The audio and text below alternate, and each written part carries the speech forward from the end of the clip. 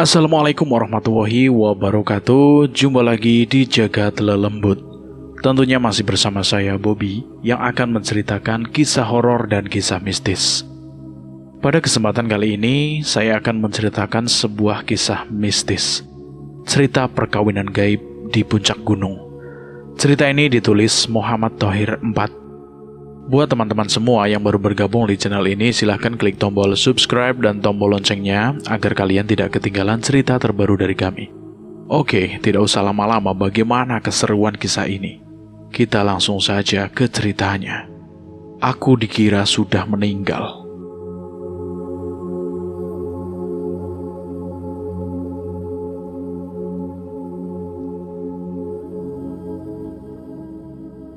Dewangga mengalami peristiwa fenomenal terlempar dari dunia nyata dan menjadi bagian dari entitas gaib Gunung Kelut. Di mana dunia yang baru, ia bertemu orang-orang yang telah dianggap mati atau hilang tanpa diketemukan jasadnya. Pertemuannya dengan Ayu Diandra, seorang wanita yang mati dijadikan tumbal pesugihan orang tuanya. Berlanjut dengan jalinan kisah kasih yang mengharu biru.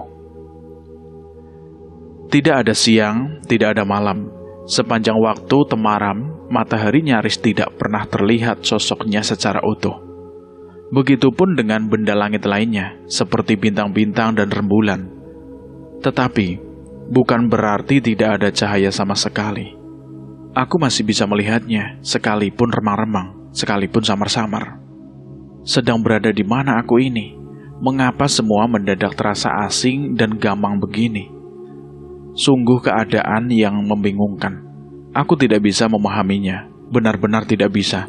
Dan jika kemudian aku terus berjalan tanpa arah tujuan dan kepastian, hanya itulah yang bisa aku lakukan. Tidak ada yang lain. Mas Dewangga. Sebuah suara menyapaku, menyebut namaku dengan tanpa ragu-ragu. Aku tersentak. Ayunan langkahku terhenti seketika. Sumber suara itu berasal dari belakang. Spontan aku berbalik badan. Mataku terbelalak. Terlihat olehku seorang perempuan berjalan bergegas menghampiriku. Senyumnya terus berkembang. Sosok perempuan itu semula tidak begitu jelas. Dari tempatku pertama kali melihatnya, yang berjarak sekitar 100 meter. Keremangan menyembunyikan gurat-gurat wajahnya. Tapi seiring dengan langkah kakinya yang mendekat dan terus mendekat, yang semula terlihat samar-samar, berangsur-angsur tersingkap selubung tabirnya. Perempuan itu sudah berada tepat di hadapanku. Hatiku tiba-tiba dibuat berdebar-debar melihatnya. Bukan oleh kecantikannya, bukan oleh senyumannya, tetapi oleh perasaanku, oleh suara hatiku. Iya, perasaan hatiku mengatakan kalau aku pernah melihat sebelumnya. Tetapi kapan dan di mana, aku tidak mampu mengingatnya. Aku nyaris tidak berkedip menatapnya. Ingatanku kupaksa keras untuk bisa lebih mengenalinya. Namun, toh sia-sia belaka. Meskipun seluruh kubang pori-pori ingatanku telah berkeringat untuk mengenalinya, aku pun akhirnya harus puas menyerah dan terus bertanya-tanya, siapa dia? Mas Dewangga lupa ya sama aku? Tanya dia tanpa bisa menyembunyikan kekecewaannya. Siapa ya?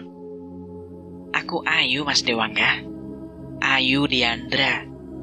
Ah, Ayu? Benarkah kamu Ayu Diandra? Aku terpana. Sulit sekali bagiku untuk begitu saja percaya. Jangan-jangan mataku telah salah melihat, atau barangkali pendengaranku yang salah mendengar. Tidakkah aku ini sedang bermimpi? Aku bertanya dalam hati. Nama Ayu Diandra sejatinya sudah tidak asing lagi bagiku. Aku telah mengenalnya sebelumnya. Aku pun mulai ingat semuanya. Tetapi, menyegarnya ingatanku justru menimbulkan keraguan tingkat dewa. Karena seingatku Ayu ini sudah mati. Bagaimana mungkin? Orang yang sudah beberapa tahun yang lalu, dia hidup lagi. Hatiku mendadak tercekam. Sekujur tubuhku tiba-tiba bersimbah keringat dingin. Bulu kuduku pun dibuat meremang. Aku benar-benar dibuat menggigil ketakutan. Ingin rasanya aku mengambil langkah 1000, berlari dari hadapannya seketika itu juga. Namun aneh, saat keinginan lari dari hadapannya muncul secara tiba-tiba, kakiku justru seperti terpaku di tempat, sama sekali tidak bisa digerakkan. Seolah-olah ada tali temali yang membelenggu kakiku sedemikian rupa. Bukankah kamu sudah meninggal dunia? Akhirnya aku pun memberanikan diri untuk bertanya dengan suara terbata-bata. Mendengar pertanyaanku, Ayu tersentak. Sejurus matanya menatapku tajam, dan aku mencoba memberanikan diri untuk menentangnya. Tatapan mata kami bersiborok untuk beberapa detik lamanya, sebelum akhirnya Ayu menundukkan muka, hingga pandangannya luruh ke ujung kaki. Beberapa lama aku hanya bisa menunggu apa yang akan dikatakan Ayu berikutnya.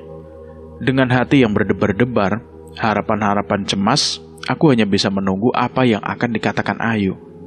Tetapi Ayu tetap menunduk, tidak kunjung memberikan jawaban seperti yang aku harapkan. Tiba-tiba saja aku ragu. Jangan-jangan Ayu tidak mendengar pertanyaanku. Tetapi benarkah begitu? Benarkah Ayu tidak mendengar pertanyaanku?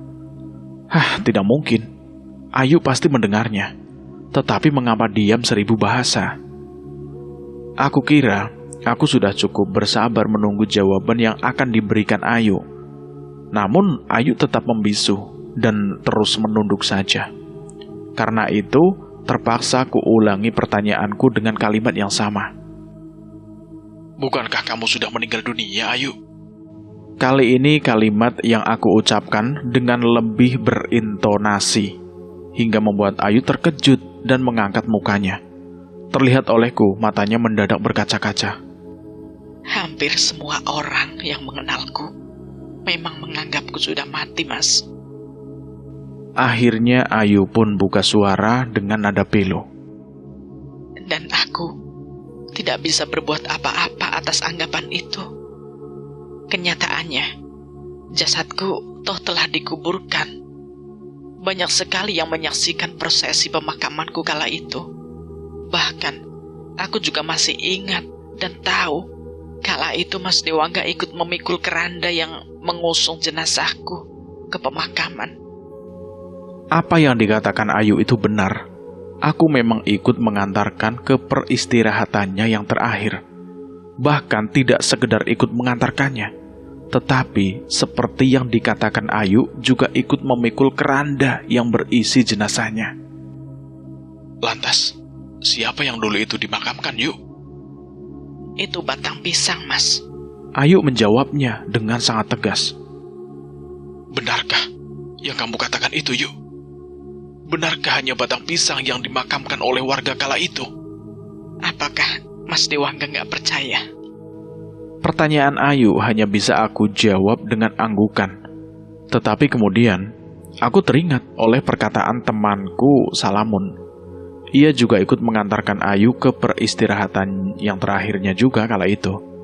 Ketika pulang dari pemakaman Ayu, ia sempat mengatakan kepadaku atas apa yang dilihatnya. Ini hanya untuk kita saja, Dewangga. Kata Salamun mengawali pembicaraannya kepadaku setelah kami hanya berdua saja. Ada apa, Mun? Kayaknya serius banget. Ya, bisa jadi begitu. Sekarang, tergantung kamu saja, percaya atau tidak dengan yang aku katakan ini.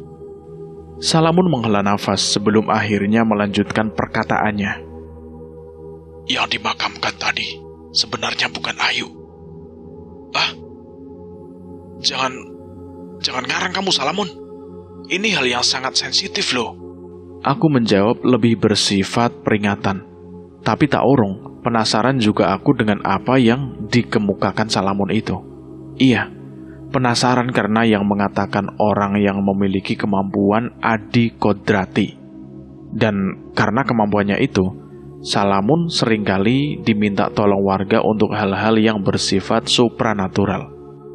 Dewangga, aku tidak ingin memaksa kamu dengan apa yang aku katakan. Kata Salamun yang seolah-olah tahu dengan apa yang berkecamuk di dalam hatiku. Aku hanya ingin mengatakan atas apa yang aku tahu saja. yang bisa aku lihat dengan mata kepalaku sendiri. Benar, tadi itu yang dimakamkan bukan jasad Ayu, tapi pohon pisang. Salamun mengatakan tanpa keraguan sedikitpun. Jadi, yang dimandikan, dikafani, dan disolatkan tadi, itu sebenarnya hanya batang pisang. Cuma saja, tidak semua orang bisa melihat hal itu. Penjelasan Salamun sungguh mengejutkan. Sulit bagiku untuk mempercayainya. Sebab, kala itu aku sempat melihat dengan mata kepala sendiri proses memandikan jenazah Ayu. Jasadnya terbujur kaku. 3 orang ibu-ibu memangku jenazahnya. Sebab kematian Ayu pun jelas. Ia mati tenggelam saat wisata di pantai selatan. Perahu yang ditumpanginya bersama beberapa kawannya keram tergulung ombak. Ayu berhasil ditemukan tim SAR dalam keadaan sudah tidak bernyawa 3 hari setelah kejadian. Salamun kembali memintaku untuk tidak begitu saja percaya dengan ucapannya. Aku bisa saja salah, Dewangga. Penglihatanku bisa saja salah. Lalu apa maksudmu? Kau katakan hal itu padaku. Aku tidak mungkin katakan hal yang sangat sensitif ini kepada sembarangan orang. Selain itu, aku hanya ingin mengurangi beban kegelisahanku atas fenomena yang aku lihat dengan mata kepalaku sendiri. Curang kamu, Salamun. Bagi-bagi itu mestinya rezeki, bukan kegelisahan. Salahmu sendiri, Dewangga. Mengapa kamu menjadi orang yang bisa aku percaya? Lamunanku mendadak buyar oleh sapaan Ayu secara tiba-tiba.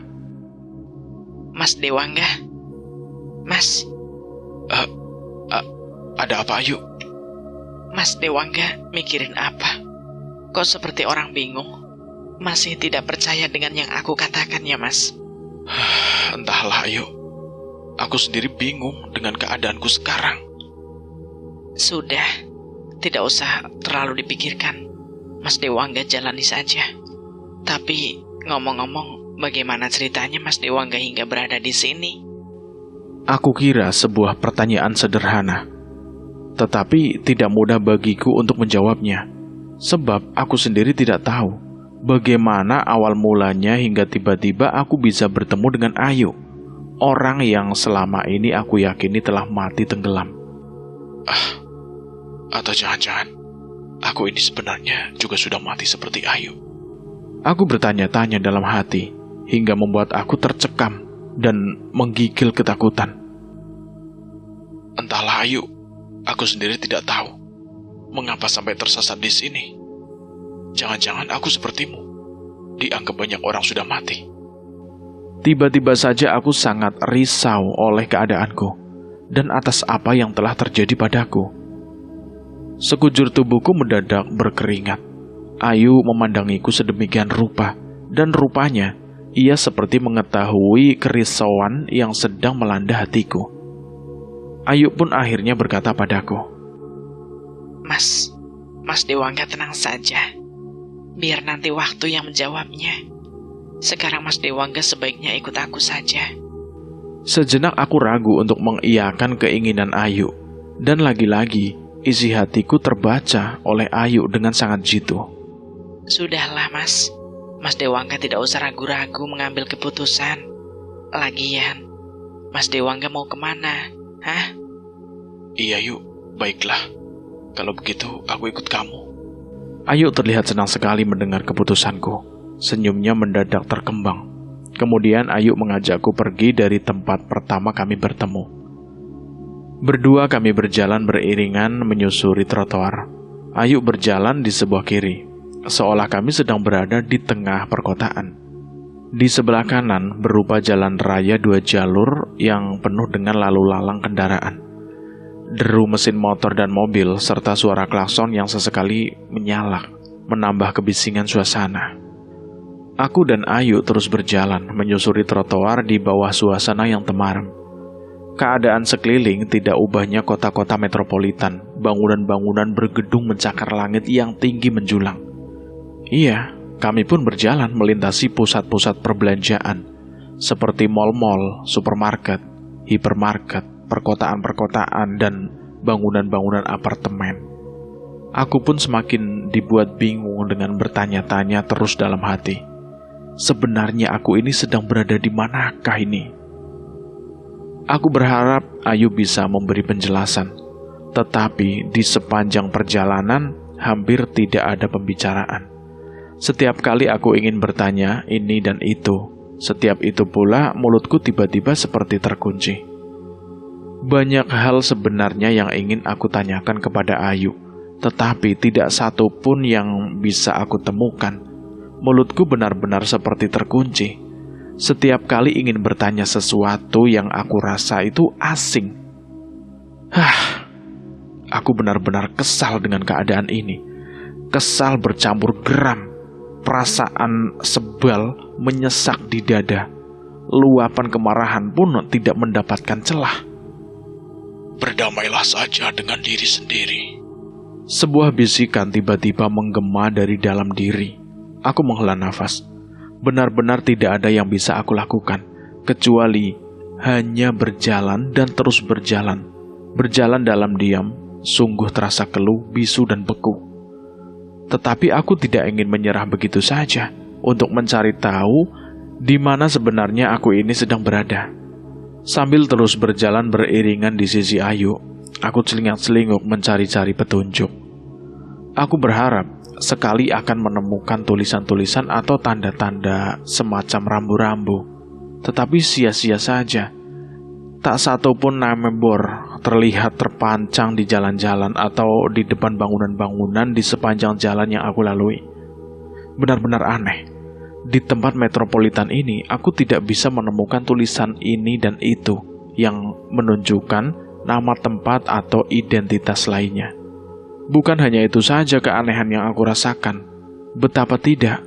Setiap kali berpapasan dengan orang, mereka hampir selalu menekuk muka hingga tidak bisa terlihat jelas dengan wajahnya. Bahkan saat melintasi di tempat-tempat keramaian, di mana di tempat tersebut banyak orang berkumpul atau berkerumunan, satu sama lain seolah tidak ada tegur sapa. Satu sama lain saling diam hingga terasa kaku dan beku suasananya. Perjalanan kami pun akhirnya sampai di ujung kota. Mataku kembali dibuat terbelalak oleh sebuah pemandangan yang nyalang di depan mata. Entah bagaimana awalnya, tiba-tiba aku sudah berada di depan sebuah kompleks bangunan yang arsitekturnya itu mengingatkan aku pada keraton-keraton di Pulau Jawa. Bangunan utamanya berupa pendopo berarsitektur joglo. Halamannya amat luas. Pohon-pohon sawo menghias di beberapa sudut halaman. Buahnya terlihat coklat. Pepohonan lainnya menghias halaman terdiri dari beringin putih, pinang, dan cemara. Aku pun sempat melihat banyak sarang burung manyar bergelantungan di beberapa pohon pinang. Tempat apa ini? Aneh. Tiba-tiba aku bisa berbicara. Tidak lagi terkunci seperti sebelumnya. Aku terkejut bukan main dengan perubahan keadaanku ini. Ayu melirikku sambil tersenyum kecil. Tanpa buang-buang waktu, aku pun memberanikan diri bertanya kepada Ayu yang mengajakku berhenti di salah satu sisi pintu gerbang kompleks bangunan keraton itu. Pintu gerbang keraton berupa bangunan gapura yang megah. Di luar pilar penyangga atap gapura berhiasan relief dengan motif salur-salur dan bunga teratai.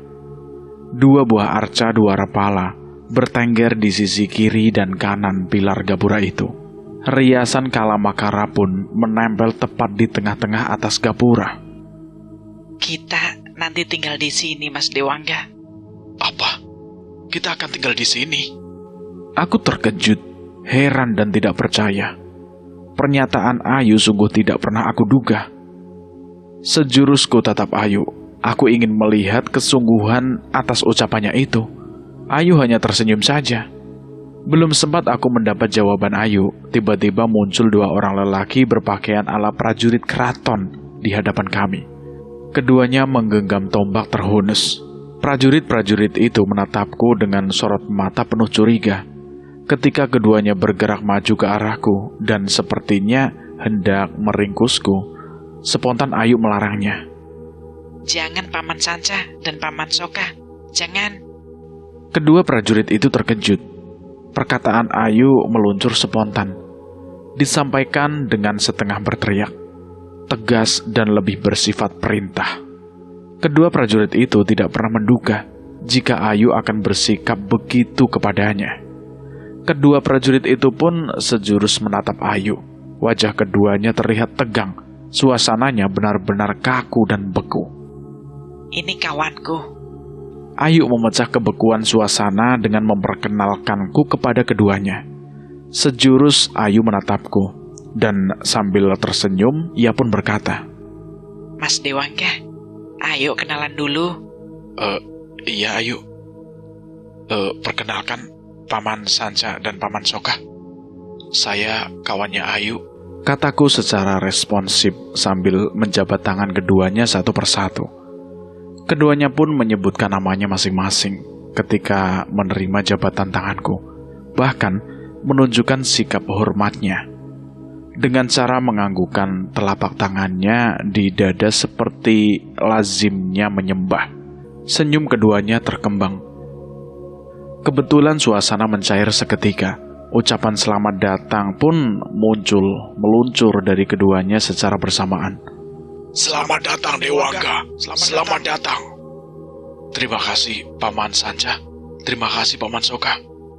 Jawabku sambil mencoba mengakrapinya sedemikian rupa. Plong, rasanya benar-benar lega. Ketakutanku berangsur-angsur sirna. Kedua prajurit itu pun mulai menunjukkan keramahannya, tidak lagi kaku seperti sebelumnya. Baiklah Paman Soka, Paman Sanca, kami mau masuk ke dalam. Kata Ayu mohon diri setelah beberapa saat bicara basa-basi dengan kedua prajurit yang menjaga pintu gerbang gapura itu. Dengan bahasa isyarat, Ayu meminta aku mengikutinya. Kedua prajurit itu menawarkan pengawalan kepada Ayu, tapi Ayu menolaknya dengan halus. Terima kasih. Tidak usah Paman Soka. Tidak usah Paman Sanca. Biar saya masuk sendiri dengan Mas Dewangga. Baiklah Ayu, silakan. Kata Paman Soka mempersilahkan kami masuk ke dalam. Kami pun melenggang masuk ke halaman keraton. Hatiku mendadak berdebar-debar, membayangkan apa lagi yang akan berikutnya terjadi. Langkahku pun menjadi sedikit ragu. Jangan takut Mas Dewangga. Rupanya Ayu bisa merasakan gejolak hatiku. Tenang saja. Aku jamin tidak terjadi apa-apa. Aku percaya saja dengan perkataan Ayu.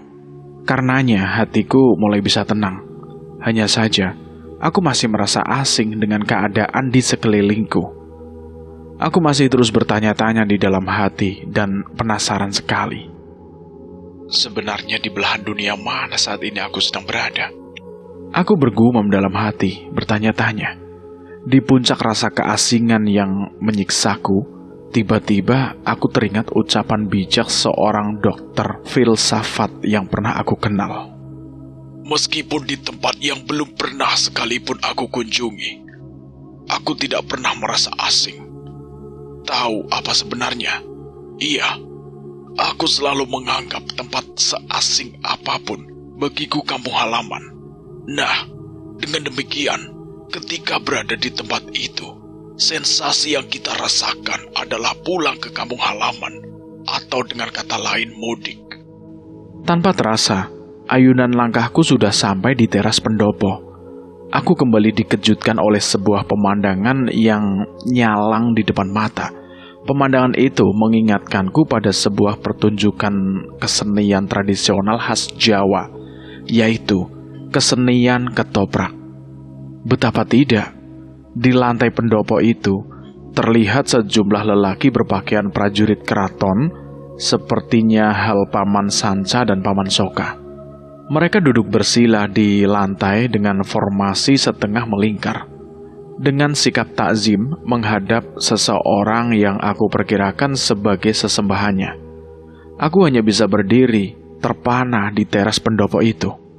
Mataku nyaris tidak berkedip menyaksikan yang nyalang di depan mata. Duh, risau hati kembali terpuncah dengan serentetan fenomena yang terjadi silih berganti. Aku pun kembali dibuat terkejut ketika Tatapan mataku tertunduk pada seseorang yang menjadi sesembahan para prajurit itu. Orang itu mengingatkanku kepada kawan lamaku yang sudah lama sekali tidak bertemu. Astaga, benarkah dia itu Suryo? Bisik hatiku bertanya-tanya. Sejak dikabarkan hilang dalam pendakian di Gunung Semeru, aku tidak pernah lagi bertemu dengan Suryo. Seperti kabarnya orang, aku pun menganggapnya telah mati di gunung itu tanpa pernah diketemukan jasadnya. Oh Tuhan, sebenarnya aku ini sedang berada di tempat seperti apa? Hingga orang-orang yang dianggap mati telah aku temui di sini. Sulit bagiku untuk mempercayai penglihatanku sendiri. Itulah sebabnya aku pun merasa perlu bertanya kepada Ayu. Ayu, benarkah yang duduk di singgasana itu Suryo? Demikian pertanyaanku meluncur kepada Ayu. Mendengar pertanyaanku, Ayu terkejut. Ia pun menatapku heran. Belum sempat Ayu menjawab pertanyaanku, tiba-tiba lelaki yang mengingatkanku kepada Suryo itu pun menyapa dengan riang dan lantang. Hai, Dewangga! Aku tersentak. Ayu makin terlihat heran. Barangkali ia bertanya-tanya dalam hati, bagaimana mungkin di antara kami sudah saling kenal? Sapaan Suryo padaku membuat sejumlah prajurit secara refleks dan serentak menoleh ke arahku. Mereka menatapku dengan sorot mata bertanya-tanya. Aku dan Ayu tetap berdiri di teras pendopo. Tak beranjak seinci pun dari tempat berpijak, Suryo tiba-tiba meloncat turun dari singgasana dan berjalan ke arahku. Para prajurit itu menyibak dengan sendirinya, memberi jalan kepada sesembahannya untuk menghampiriku. Kau Dewangga bukan? Kata Suryo dengan nada penuh dengan keyakinan setelah berdiri tepat di mukaku. Iya. Mendengar jawabanku, secara spontan Suryo pun memelukku rapat-rapat, seolah ingin melampiaskan kerinduannya setelah lama tidak bertemu. Aku bisa merasakan ledakan kebahagiaannya. Baik Ayu dan para prajurit itu dibuat terpana oleh hangatnya sikap Suryo kepadaku. Sedangkan aku hanya diam saja, tidak bereaksi apapun, kecuali berdiri kaku dalam pelukan Suryo. Sungguh aku makin bingung dengan keadaanku dan keberadaanku ini. Suryo melepaskan pelukan atas diriku. Aku pun bisa kembali bernafas lega. Kemudian aku dan Suryo saling berpandang-pandangan. Sebelum akhirnya Suryo memecah kebekuan dengan melontarkan sebuah pertanyaan. Bagaimana ceritanya hingga kamu sampai berada di sini, Dewangga? Entahlah Suryo. Aku sendiri juga bingung. Aku mulai bisa menguasai keadaan. Suryo menatapku iba, sebelum akhirnya merangkul pundakku dan membawaku masuk ke pendopo. Sejumlah prajurit nyaris tidak berkedip menyaksikan kehangatan sesembahannya atas diriku.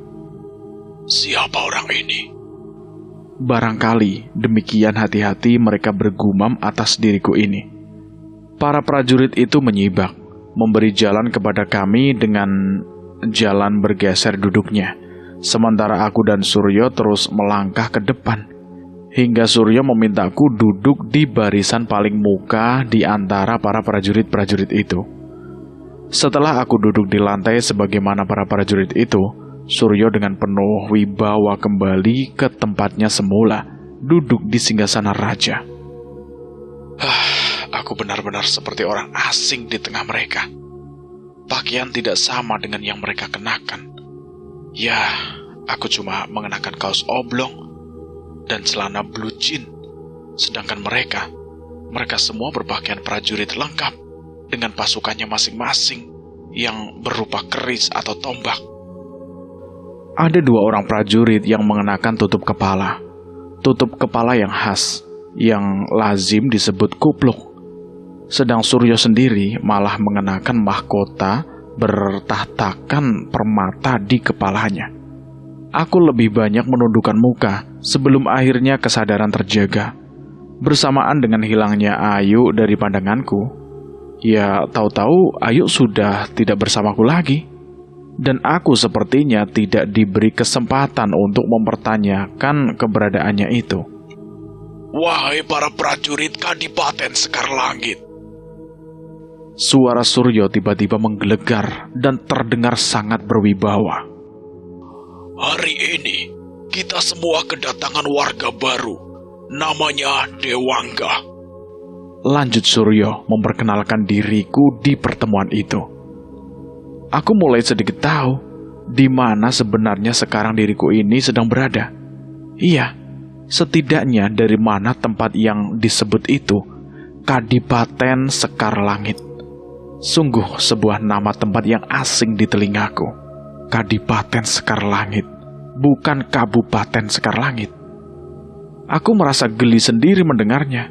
Sebutan sebuah sistem pemerintahan kadipaten itu mengingatkan sebuah tata kepemerintahan zaman raja-raja. Oh Tuhan, apakah sebenarnya aku ini terlempar pada sebuah zaman usang yang telah lama tertinggal? Batinku berkecamuk. Sungguh aku tidak pernah mengimpikan atas kejadian ini. Terlempar dari dunia nyata dan berada di antara orang-orang yang telah dianggap mati. Dan kamu Dewangga? Suara Suryo menggelegar hingga membuat lamunanku itu buyar. Iya Suryo. Jawabku spontan dengan setengah tergeragap karena terkejut oleh sapaan Suryo yang tiba-tiba itu. Aneh, secara serta-merta, jawabanku menimbulkan suasana gaduh. Hai warga baru, tolong hormati sesembahan kami, kata seorang prajurit tiba-tiba. Iya, jangan kurang ajar kamu, memanggil sesembahan kami seenaknya sendiri, timpal seorang prajurit lainnya penuh dengan luapan kemarahan. Kamu seperti orang yang tak punya tata krama. Ayo, segera minta maaf kamu kepada sesembahan kami, Paduka Mulia Kanjeng Adipati Suryo. Tukas seorang prajurit berkupluk yang duduk di sebelah kiri Suryo. Di situ aku hanya plonga-plongo saja, sama sekali tidak mengerti atas apa yang telah aku lakukan. Hingga aku dikata-katai seperti itu. Dikatakan tidak punya tata krama, kurang ajar, tidak hormat, dan lain sebagainya. Tiba-tiba saja, semua seperti hendak memusuhiku. Kilatan sorot mata kemarahan menyambar-nyambar padaku, hingga aku pun mendadak merasa tercekam dan menggigil ketakutan. Sekujur tubuhku bersibah keringat, dan jantungku berdegup kencang. Aduh. Apa yang akan terjadi padaku? Aku pun tiba-tiba perlu merasa waspada. Kecurigaanku menggeliat, merasa akan terjadi sesuatu yang buruk atas diriku. Terlebih setelah prajurit berkupluk itu serta-merta berdiri, dan selanjutnya melangkah ke arahku. Bara dendam terlihat dari sorot matanya. Tetapi baru saja melangkah beberapa jengkal, dengan suara yang berat dan penuh wibawa, Suryo berkata keras.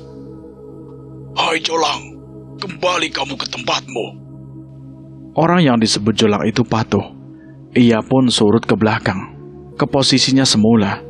Dari sorot matanya, aku tahu dan bisa merasakan betapa ia sangat dongkol kepadaku.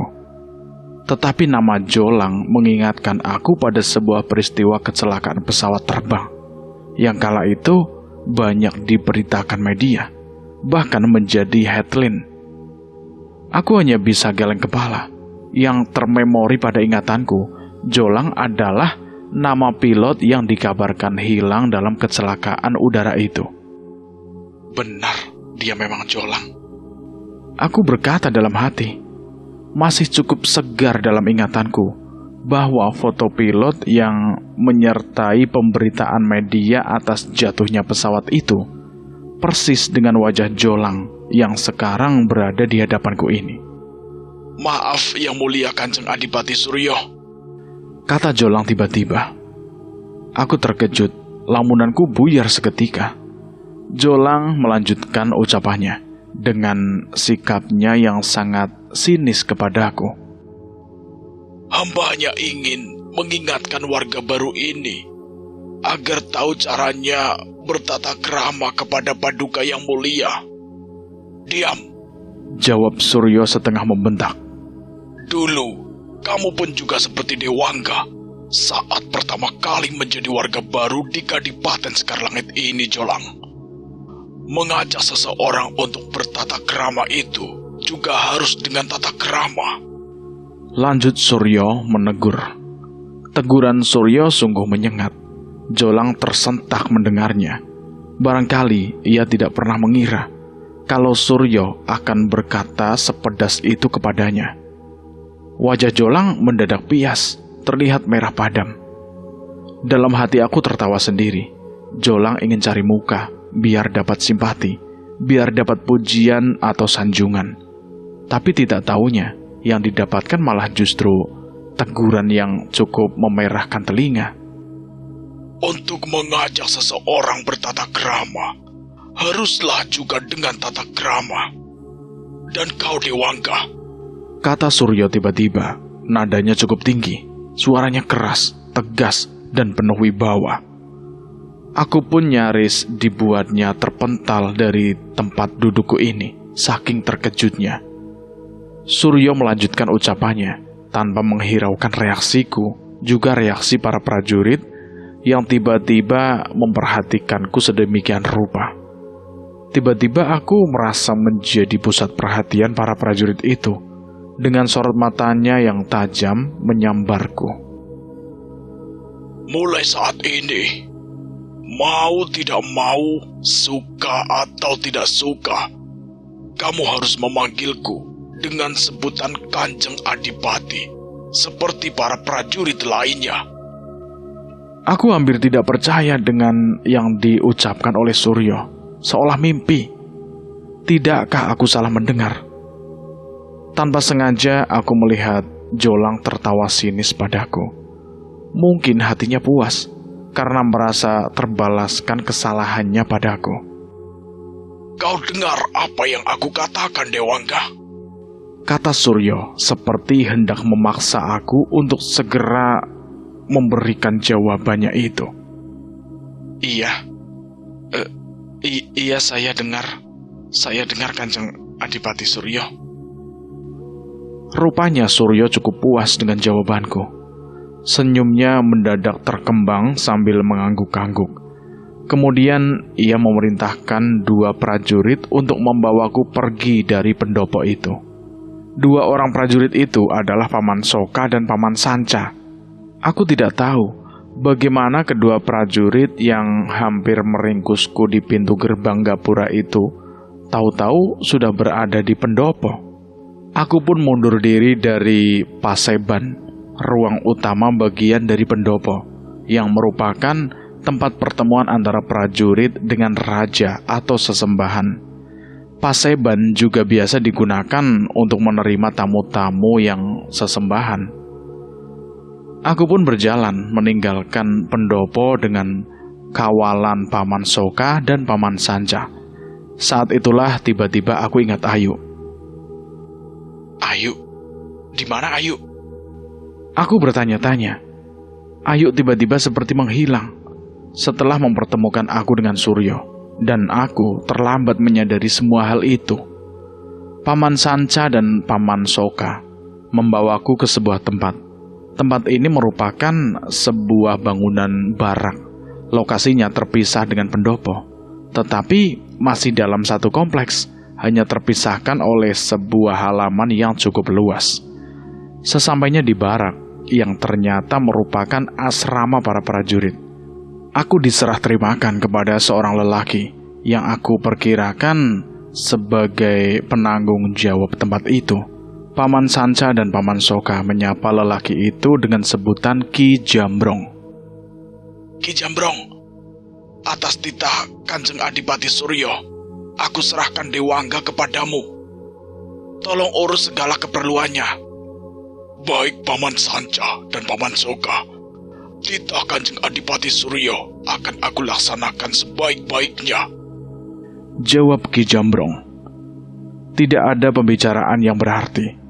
Setelah menyerahkanku kepada Ki Jambrong, Paman Sanca dan Paman Soka bergegas meninggalkan aku. Aku tidak tahu apa yang harus aku lakukan di tempat ini. Aku hanya bisa berdiri termangu sambil menunggu apa yang akan terjadi berikutnya dengan perasaan penuh harap-harap cemas. Dewangga, Sapa Ki Jambrong padaku, dengan tatapan canggung-canggung lagi, seolah sudah cukup lama mengenalku. Iya Ki Jambrong. Mulai saat ini, kamu tinggal bersama aku dan sejumlah prajurit lainnya di sini. Tempat ini namanya Kekesatriaan. Sejak terlempar dari alam nyata dan kemudian terhempas pada sebuah dimensi ruang waktu yang sangat sulit untuk bisa aku pahami, sejak itulah aku hidup terpisah dengan orang banyak, termasuk dengan ibuku dan kedua adik kandungku sendiri. Duniaku kini lain, beda sama sekali dengan dunia mereka. Duniaku kini menjadikan setiap penghuninya menjadi tidak kasat mata. Ibuku tidak lagi bisa melihat sosokku setiap saat. Begitu juga dengan kedua adikku serta yang lainnya. Semuanya tidak bisa melihatku sebagai sebuah wujud nyata yang bisa disentuh atau diraba. Jika mereka tidak bisa lagi melihatku wujud setiap saat, tidak demikian dengan adikku. Aku masih bisa melihat mereka di saat tertentu, hanya melihat saja tanpa bisa berinteraksi. Jangankan bercakap-cakap biasa, aku berteriak sekeras halilintar pun, mereka tidak akan pernah bisa mendengarkannya. Sungguh aku tidak pernah membayangkan hal fenomenal ini akan terjadi pada diriku. Aku tidak bisa melihat terbitnya matahari. Aku tidak bisa menyaksikan bintang gemintang bertabur di angkasa. Aku juga tidak bisa melihat indahnya sekeping rembulan yang sedang purnama. Batas waktu antara siang dan malam pun tidak pernah bisa aku lihat, sebab sepanjang waktu keadaannya selalu redup dan berkabut. Dan lubang pori-pori sekujur tubuhku pun mendadak terasa buntu. Karenanya aku tidak lagi pernah berkeringat. Semua ini terjadi pada diriku itu begitu tiba-tiba, nyaris tidak ada proses yang mendahuluinya. Iya, tiba-tiba saja keadaanku berubah sama sekali dari sebelumnya. Aneh dan nyaris tidak terjemah oleh akal. Oh, barangkali inilah yang dinamakan realitas dunia paralel itu. Aku membatin tiba-tiba. Tiba-tiba aku teringat seorang sahabatku yang pernah mengenyam pendidikan di Fakultas Filsafat UGM di Yogyakarta. Ada dunia lain yang tidak kasat mata di sekitar kita. Demikian katanya padaku kala itu. Tetapi tidak semua orang bisa melihatnya, kecuali hanya bisa merasakan fenomena keberadaannya. Maksudnya bagaimana? Yang bisa merasakan fenomena keberadaannya pun tidak semua orang. Hanya orang-orang yang dikaruniai kemampuan adikorati. Hanya itu saja yang bisa. Ucapnya padaku kala itu. Menurut sahabatku itu, di dunia tidak kasat mata dalam konteks realitas dunia paralel ini, juga terdapat kehidupan sosial, sebagaimana yang terjadi di dunia nyata. Aktivitasnya pun tidak jauh berbeda dengan yang ada di dunia nyata. Di sana juga ada kota, gedung-gedung megah, jalan raya, hilir mudik kendaraan, lalu lalang kesibukan warga setempat. Bahkan, strata sosial masyarakat sebagaimana yang ada di dunia nyata ini, ada pemerintahannya pula. Kata sahabatku itu lebih jauh. Tiba-tiba, bayangan wajah sahabatku itu berkelebat, melela di pelupuk angan dan lamunanku. Kerinduanku menggeliat, aku ingin bertemu dengannya. Juga ibuku dan kedua adik perempuanku, Windari dan Sandrina. Anganku melayang jauh ke sana. Aku benar-benar gelisah, tersiksa oleh kerinduan yang datang memuncak. Andai saja prajurit-prajurit yang tinggal sebarak dengan aku masih ada yang terjaga, barangkali aku masih bisa mengkompensasikan deraan kerinduan ini dengan mengajaknya ngobrol apa saja. Iya, sejumlah prajurit yang tinggal sebarak denganku itu sudah tidur semua. Mereka bahkan terlihat pulas sekali. Akulah satu-satunya prajurit yang masih terjaga. Perasaan dalam kesendirian dan dalam kegelisahan tingkat dewa membuat aku seperti seekor cacing di gurun pasir yang dibakar terik matahari. Ingin rasanya aku berdamai dengan diri sendiri. Ingin rasanya aku menerima keadaan seperti ini apa adanya secara tulus dan ikhlas. Tapi semua itu terasa sia-sia. Lama-lama aku pun dibuat jengah. Karena tak juga bisa tidur lelap, sekalipun sudah aku paksa-paksa. Akhirnya aku pun bangkit dari posisi tidur terlentang. Segera saja aku ambil sikap meditasi dengan duduk bersila sedemikian rupa. Mula-mula ku katupkan mataku pelan-pelan, lalu mengambil nafas dalam-dalam, untuk kemudian ku tahan untuk waktu beberapa lama di rongga dada. Sebelum akhirnya nafas yang tertahan dalam rongga dada itu pun ku lepas pelan-pelan. Mengambil nafas, menahan dalam rongga dada dan melepaskannya pelan-pelan. Mengambil nafas, menahan dalam rongga dada dan melepaskannya pelan-pelan. Begitu dan seterusnya dan seterusnya. Fokusku kini hanya pada keluar masuknya nafas di rongga hidung. Semakin berhikmat dalam merasakan keluar masuknya nafas itu, semakin terlepas kemeletakanku pada keinginan-keinginan. Seolah aku mulai bisa mendengar jerit tangis pilu dari setiap keinginanku yang meratapi takdirnya. Pikiranku tiba-tiba seperti menjadi kosong sama sekali. Hatiku serasa tenang, tentram, dan damai. Saraf-sarafku menjadi kendor, terlepas dari simbol-simbol ketegangan. Aku biarkan diriku melenggang dalam kesunyian. Keheningan menyertai sepanjang perjalanan. Wajah-wajah orang tercinta seperti ibuku dan kedua adikku mendadak tervisualisasikan sedemikian rupa, hingga serasa hidup dan nyalang di depan mata. Nah, saat itulah tiba-tiba muncul sebuah kekuatan yang amat dahsyat, hingga aku terlempar dari atmosfer keheningan, dan kudapati diriku tahu-tahu sudah berada di halaman rumahku. Benar-benar di halaman rumahku, tempat di mana ibuku serta kedua adikku tinggal. Aku kaget setengah mati dengan fenomena ini. Sulit bagiku untuk mempercayainya. Bagaimana mungkin tiba-tiba aku terpelanting dari atmosfer kehidupan dunia tidak kasat mata, Kadipaten Sekar Langit, dan kemudian terhempas di hadapan rumah. Aku hanya bisa berdiri termangu di halaman rumah. Kubiarkan pandangan mataku terlempar di hamparan gelap.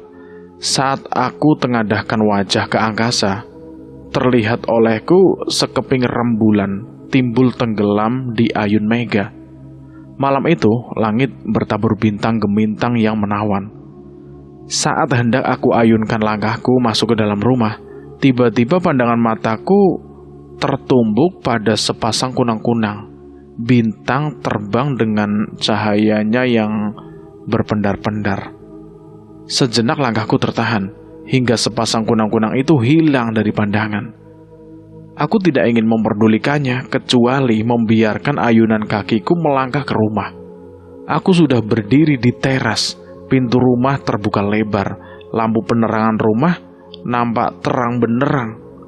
Banyak sekali orang di dalam rumah, mereka terdiri dari para lelaki. Hampir semua aku kenal, sebab mereka terdiri dari para tetanggaku sendiri. Sungguh sebuah pemandangan yang mengejutkan. Aku bertanya-tanya dalam hati, ada apa ini? Kok digelar selamatan segala? Mereka duduk bersila dengan formasi melingkar dan beralaskan tikar.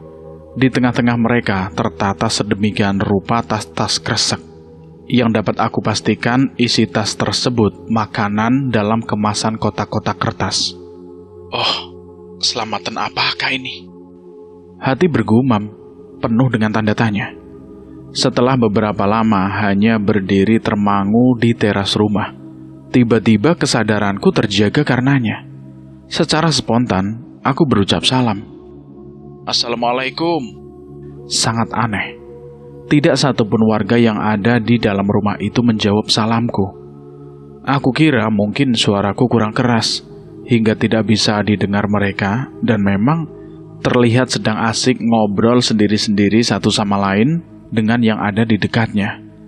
Aku kembali berucap salam, kali ini lebih keras, dan lebih mendekat lagi. Aku berucap salam tepat di mulut pintu. Assalamualaikum. Aku berharap salamku akan mendapat jawaban sebagaimana mestinya. Tetapi toh sia-sia belaka. Tidak satupun yang menjawab salamku lagi. Aku heran bercampur geram, kesal dan kecewa. Bagaimana mungkin orang sebanyak itu mendadak tuli semua?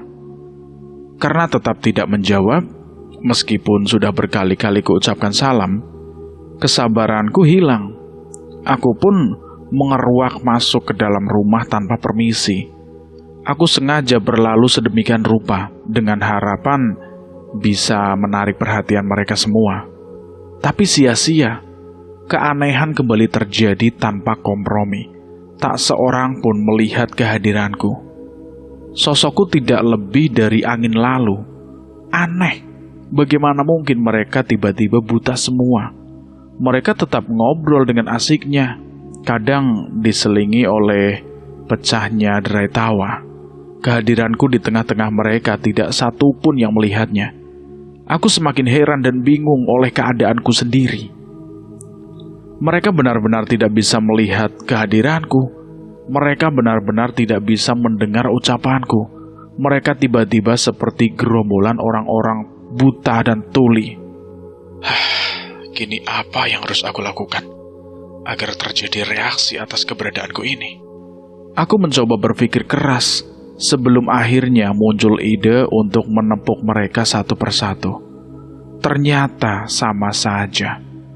Saat mereka aku tepuk satu persatu, sama sekali tidak bereaksi. Aku pun tiba-tiba emosi. Tindakan lebih ekstrim lagi aku lakukan. Mereka pun secara serta-merta aku tampar mukanya satu persatu dengan penuh tenaga. Tapi percuma saja, mereka tiba-tiba mati rasa semua.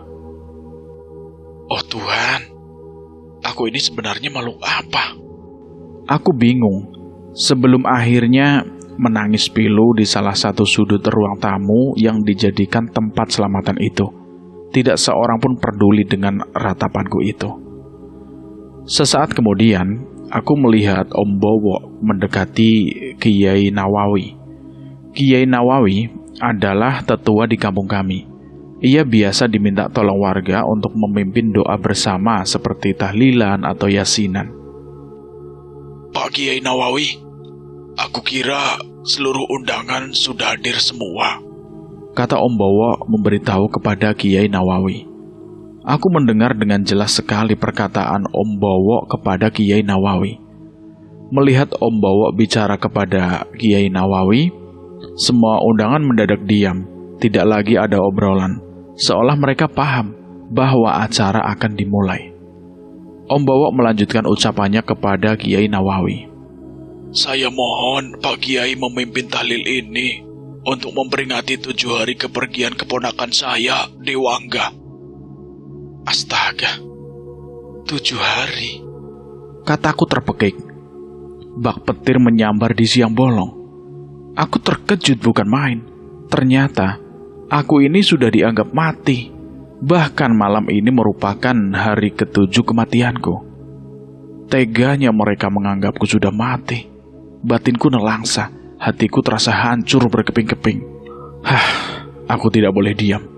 Aku harus berbuat sesuatu agar mereka berhenti kurang ajar. Sekonyong-konyong aku pun memprotesnya dengan suara sangat keras, disertai luapan amarah yang membara. Jangan ngawur, woi, jangan ngawur. Aku belum mati. Aku belum mati, woi. Protesku dengan berteriak-teriak keras sekali. Aku benar-benar tidak terima dianggap telah mati. Tetapi tak seorang pun mendengar teriakanku. Sama sekali tidak mendengarnya.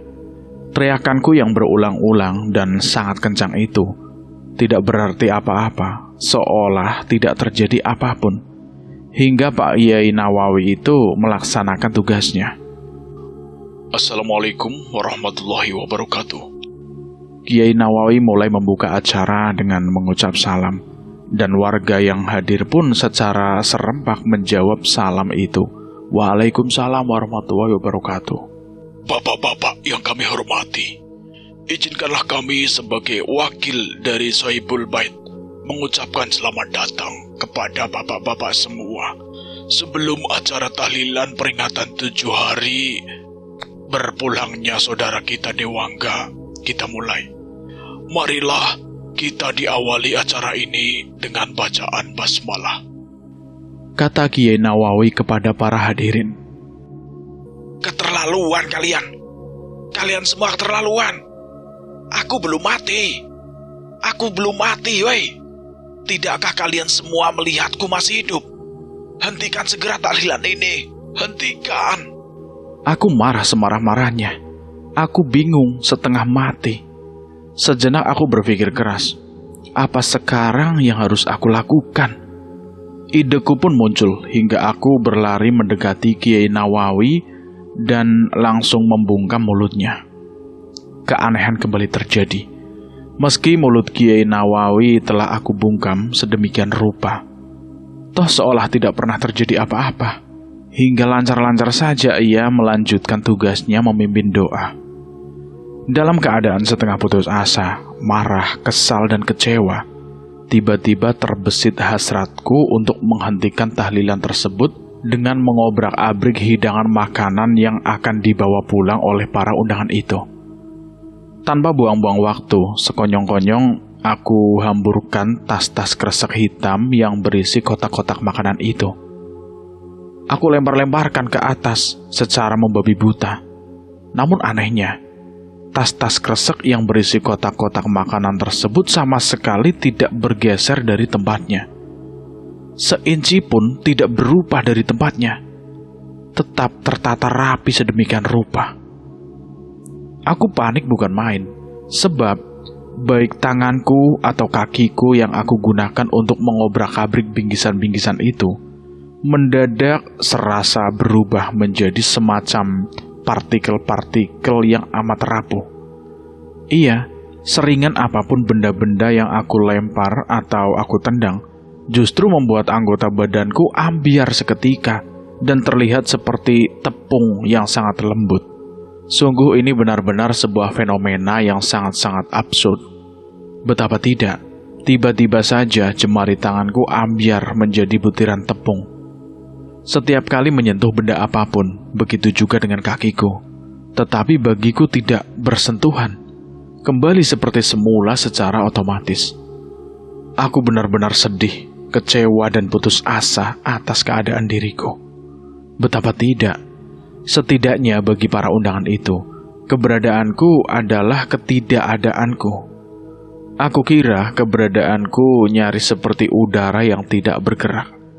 Dan karenanya, aku pun sangat mendambakan bisa jadi angin, sehingga meskipun tidak terlihat, bisa dirasakan hembusannya. Iya, hanya dengan menjadi angin, barangkali mereka bisa merasakan kehadiranku, meskipun tidak kasat mata. Kini benar-benar sudah tidak ada lagi yang bisa aku lakukan, kecuali hanya meratapi nasibku yang malang. Apapun yang aku lakukan, tidak ada gunanya, sia-sia. Dia membisu atau bergerak sekeras halilintar, tidak ada bedanya. Aku hanya bisa melihat dan mendengar saja, melihat apa saja yang dilakukan, mendengar yang apa saja diperbincangkan. Dulu aku pernah mengira, orang yang tidak dianggap itu adalah orang yang paling sedih. Tetapi rupanya ada yang lebih menyedihkan lagi dari itu semua. Dan itu adalah orang-orang yang mengalami nasib seperti diriku ini. Keberadaannya adalah ketiadaannya yang memilukan. Aku sudah tidak ada bagi mereka, sama sekali tidak ada. Meskipun hanya getarannya saja. Saat aku merenungi nasibku di tengah para undangan tahlilan, tiba-tiba terdengar suara tangisan yang meratap-ratap sangat memilukan. Duh, anakku Dewangga. Dewangga, mengapa secepat ini engkau tinggalkan ibumu, nak? Aku tersentak. Hatiku tiba-tiba tersayat oleh suara tangisan ibuku. Secara refleks, aku beranjak dari tempatku. Secepat kilat berlari menuju ibuku, yang ternyata berada di dalam kamarnya. Langkahku tertahan di mulut pintu kamar ibu yang terbuka lebar. Sejenak aku berdiri terpaku di mulut pintu. Mataku nyaris tidak berkedip menyaksikan 3 perempuan yang sangat aku sayangi sedang bertangis-tangisan di sana. Mereka adalah ibuku dan kedua adik perempuanku. Ibuku duduk bersandar pada tumpukan bantal dengan kaki berselonjor. Separuh badannya terbalut oleh selimut tebal, kakinya tidak terlihat. Sementara adikku Windari dan Sandrina berada di sisi kiri dan kanan ibu. Di dalam kamar ibu itu pula, terlihat beberapa tetangga yang bersimpati pada keluargaku. Mereka sepertinya sedang berusaha menenangkan ibuku dan kedua adikku. Pemandangan kedukaan yang nyalang di depan mataku sungguh menggetarkan dan mengharu biru. Aku tidak tahan untuk tidak segera menghambur dan memeluk ketiganya. Ibu, Sandrina, Windari. Terpekik kesapaanku sambil menghambur kepadanya dan memeluknya rapat-rapat. Anehnya, mereka sama sekali tidak bergeming, tidak ada reaksi apapun atas kehadiranku. Sepertinya mereka tidak melihatku, sepertinya mereka tidak mendengarku, sepertinya mereka telah mati rasa. Kuulangi sapaanku kembali, kuulangi dan kuulangi lagi. Ibu, ini aku, Ibu. Ini aku, anakmu Dewangga. Aku tidak mati, Ibu. Aku ada. Aku masih hidup. Aku masih hidup, Bu. Sandrina, Windari, tidakkah kalian melihatku? Ini aku, kakak kalian. Aku ada di sini. Aku tidak mati. Tetap saja tidak ada reaksi apapun. Sekalipun sudah aku keraskan suaraku sedemikian rupa, saking kerasnya, gendang telingaku rasanya mau pecah oleh kencangnya suaraku sendiri. Aku tidak mati. Aku masih ada. Lihatlah ini. Aku masih bersama kalian semua. Aku masih hidup. Kataku berteriak-teriak seperti kerasukan. Aku berharap sekali mereka mendengarku, mereka melihatku. Tetapi harapan tinggallah harapan. Kehadiranku tidak pernah lagi ada dalam anggapan mereka. Aku terlanjur dianggap mati tanpa pernah diketahui mayatnya. Aku bisa merasakan kehilangan mereka atas diriku. Sendu sedan tangisan ibuku tidak kunjung padam. Namaku terus disebut-sebutnya dalam ratapan kedukaan yang dalam dan sangat memilukan. Begitupun dengan kedua adikku, mereka terlihat sedih sekali. Matanya sembab, wajahnya menyimpan duka yang dalam. Aku tidak melihat ada kerelaan di antara ketiganya. Mereka benar-benar terlihat terpukul dan merasa kehilangan atas diriku. Aku tidak bisa berbuat apa-apa lagi, sebab apapun yang telah aku lakukan untuk membuat mereka percaya bahwa aku masih ada, tidak pernah sampai. Aku cuma bisa menangis terseduh menyaksikan semua itu. Kasihan mereka. Terlihat sekali kalau merasa sangat kehilangan dan terpukul atas kejadian yang menimpaku.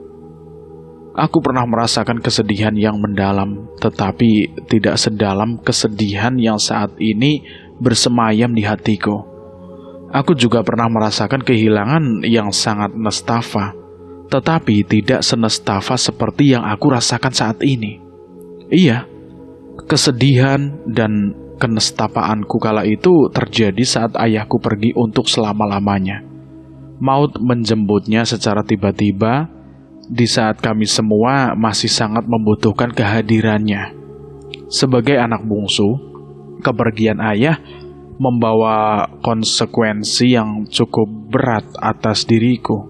Aku terpaksa harus menggantikan peranan almarhum dalam keluarga, hingga banyak hal yang harus aku korbankan demi keberlangsungan hidup ibu dan kedua adikku. Acara tahlilan memperingati 7 hari kematianku. Tanpa terasa selesai juga. Para undangan meninggalkan rumahku, pulang ke rumahnya masing-masing dengan menenteng tas kresek yang berisi bingkisan berupa makanan dan kue-kue. Kepulangan mereka tidak lama kemudian disusul oleh ibu-ibu yang terdiri dari para tetangga dekat rumah yang membantu kesibukan di dapur. Sepeninggalan para undangan dan ibu-ibu yang membantu kesibukan di dapur, kini di rumah hanya tinggal ibuku, kedua adikku, dan Om Bowo. Windari, Sandrina. Tiba-tiba, Om Bowo yang masih berada di ruang tamu memanggil kedua adikku yang ada di belakang dengan suara lumayan keras. Iya, Om. Jawab Sandrina yang muncul dari belakang bersama Windari. Iya, Om Bowo. Ada apa? Tolong bantu aku ya. Pinta Om Bowo yang sedang melipat tikar-tikar yang barusan digunakan sebagai alas duduk para undangan tahlilan. Windari dan Sandrina membantu pekerjaan itu. Ketiganya terlihat cekatan sekali melipat tikar-tikar yang tergelar di lantai. Sebelum akhirnya ditumpuk di salah satu sudut ruang tamu. Pekerjaan membereskan tikar itu akhirnya selesai sudah. Lantainya pun juga sudah disapu bersih oleh Sandrina. Pekerjaan berikutnya adalah memasukkan kembali perabot rumah seperti meja dan kursi di teras rumah. Pekerjaan angkat-angkat perabot ini dikerjakan oleh Om Bowo sendiri. Hanya saja, ketika mengangkat kursi panjang, ia terpaksa minta dibantu Windari karena memang terlalu berat untuk diangkat sendiri. Melihat kesibukan mereka, sebenarnya aku tidak ingin tinggal diam. Aku ingin membantunya. Terlihat dalam pekerjaan mereka. Hanya saja, keadaanku tidak bisa diajak kompromi. Apapun benda yang aku pegang tidak pernah bisa kupegang. Saat aku ingin membantu melipat tikar itu misalnya, tikar-tikar tersebut seinci pun tidak bergeser dari tempatnya. Begitupun saat aku ingin membantu Om Bowo memasukkan meja kursi dari teras ke ruang tamu. Perabotan itu pun tidak bisa terpegang oleh tanganku.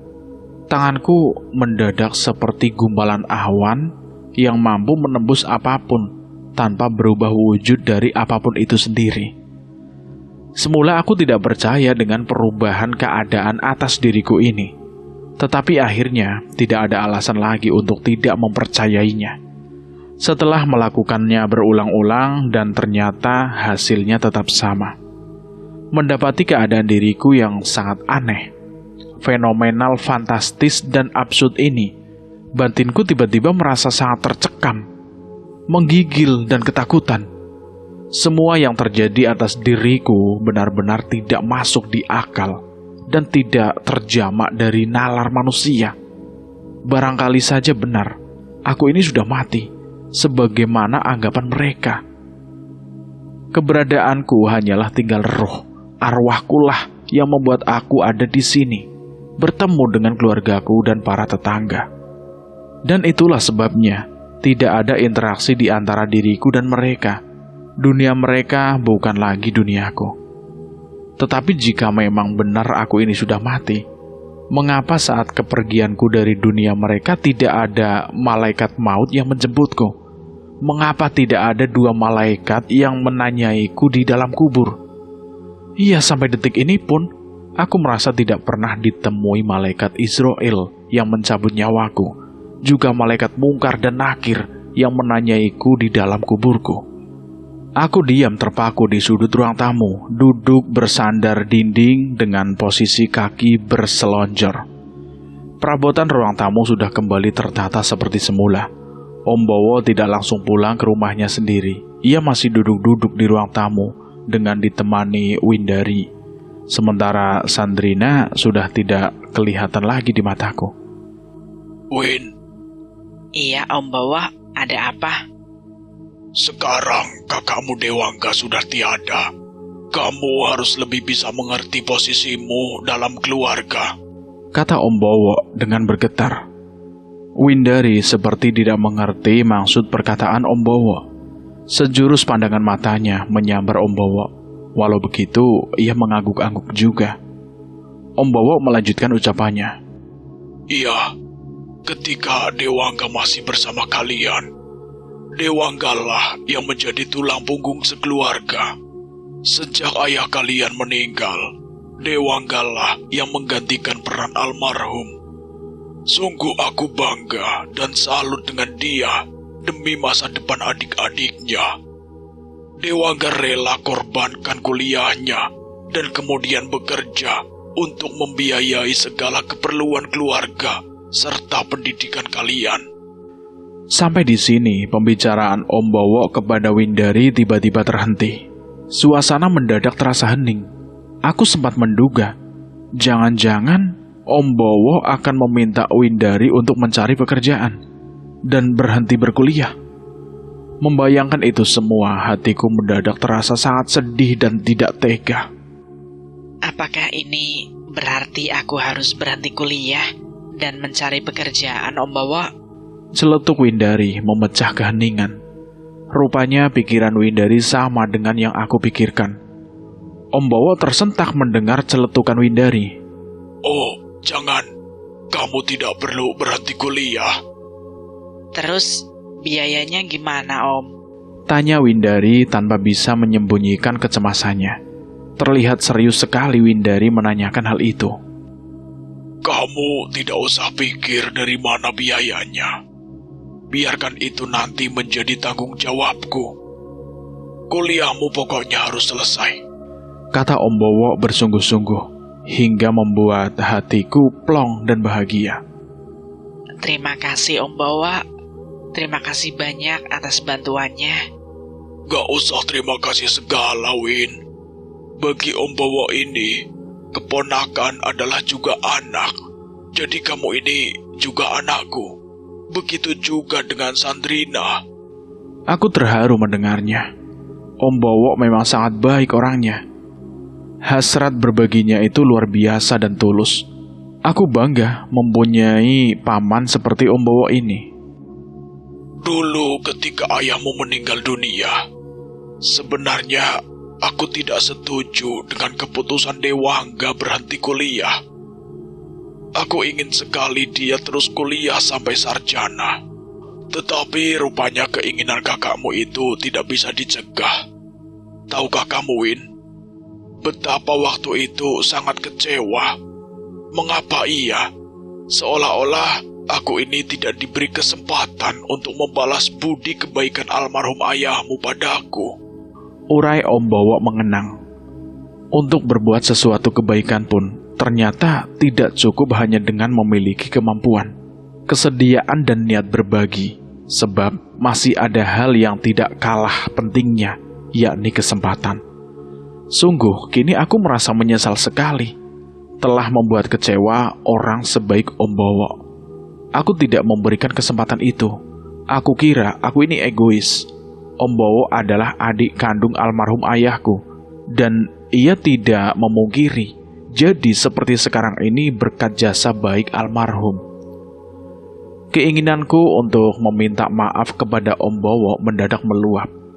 Karenanya aku menghambur ke arah Om Bowo dan memeluknya rapat-rapat. Maafkan aku, Om Bowo. Maafkan aku. Aku tidak memberi kesempatan pada orang sebaik Om Bowo. Kataku merengek dengan hati penuh penyesalan.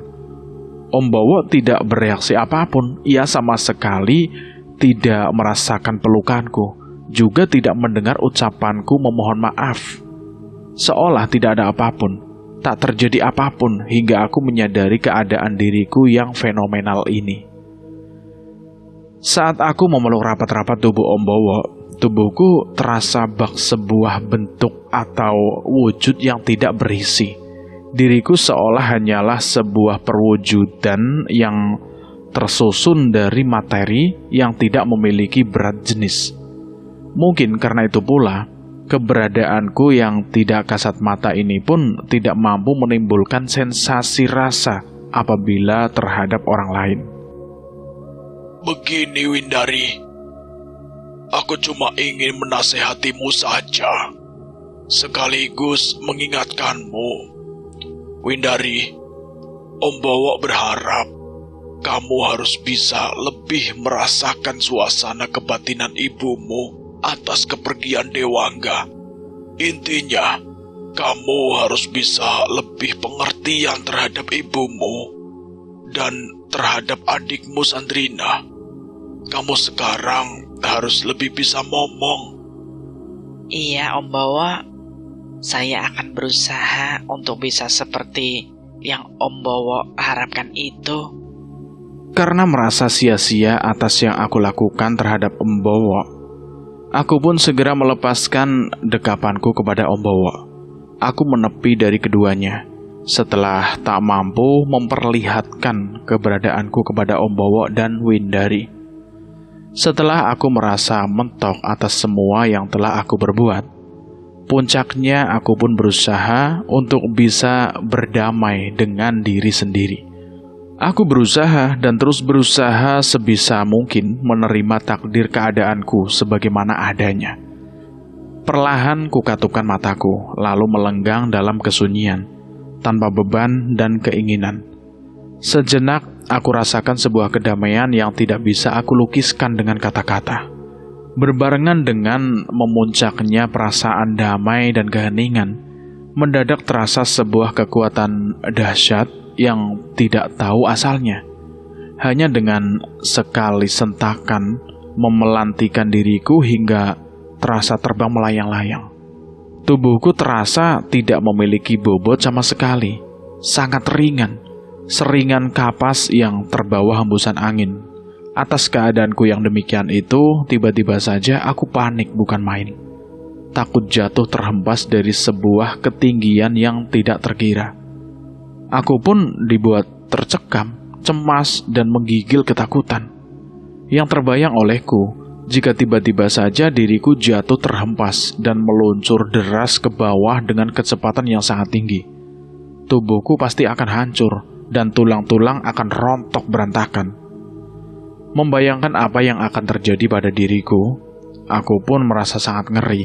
Dengan refleks yang sangat tinggi, ku pejamkan mataku rapat-rapat dengan sepenuh tenaga. Aku benar-benar tidak ingin melihat kejadian berikutnya. Sekujur tubuhku mendadak bersimbah keringat, jantungku berdegup kencang. Sungguh, sebelumnya aku tidak pernah merasakan ketakutan seluar biasa seperti kali ini. Aku tidak ingin membayangkan apa yang akan terjadi berikutnya. Sekian lama setelah perasaan harap-harap cemas menyetubuhiku dengan sangat bernapsunya, akhirnya aku buka juga mataku setelah tidak terjadi apa-apa. Kini mataku benar-benar sudah terbuka, dan ternyata tidak terjadi apa-apa atas diriku. Aku terkejut bukan main ketika mendapati diriku selama ini tidak kemana-mana. Aku hanya di atas pembaringan saja, duduk bersila sebagaimana lazimnya sikap meditasi. Sungguh sebuah kejadian yang mengejutkan, yang aku kira aku telah pulang ke rumah dan bertemu dengan ibu, kedua adikku, Om Bowo, serta sejumlah warga yang menghadiri acara tahlilan 7 hari kepergianku. Ternyata tidak seperti itu kejadiannya. Kenyataannya, aku toh hanya di barak Kekestreanan Kadipaten Sekarlangit. Oh, rupanya yang barusan terjadi pada diriku hanyalah sebuah perjalanan astral belaka. Hanya astral traveling belaka. Nenek moyang kita dulu menyebutnya ngerogoh sukma. Fenomena ini bisa terjadi karena tubuh kita secara metafisika terdiri dari tubuh fisik dan tubuh astral. Di antara tubuh fisik dan tubuh astral sendiri, terdapat penghubung yang disebut tali astral.